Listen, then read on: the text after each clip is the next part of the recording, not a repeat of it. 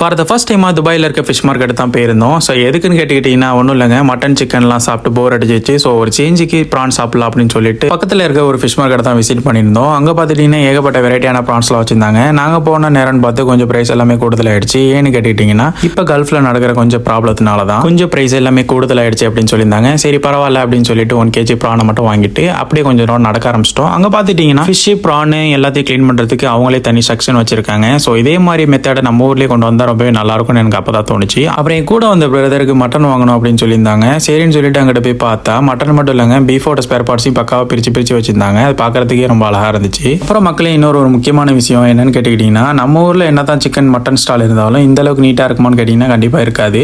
இந்த ஊர்ல இப்படி நீட்டா வச்சிருக்கனால தான் மக்களோட வரவேற்பும் அதிகமா இருக்குன்னே சொல்லலாம். அப்புறம் நாங்க வாங்க வந்த மட்டன் வந்து பார்த்துட்டீங்கன்னா ஒரு வழியா ரெடி ஆயிடுச்சு. ஸோ அதை வாங்கிட்டு அப்புறம் நாங்கள் க்ளீன் பண்ண கொடுத்துருந்த பிராணி வாங்கிட்டு அங்கேருந்து கிளம்ப ஆரம்பிச்சிட்டோம். உங்களுக்கு இந்த வீடியோ யூஸ்ஃபுல்லாக இருந்துச்சுன்னா மறக்காம லைக் அண்ட் சப்ஸ்கிரைப் பண்ணிடுங்க மக்களே. மேலும் ஒரு இன்ட்ரெஸ்டிங்கான வீடியோவில் உங்களை சந்திக்கிறேன். உங்கள் சாம் வ்ளாகர். Bye bye.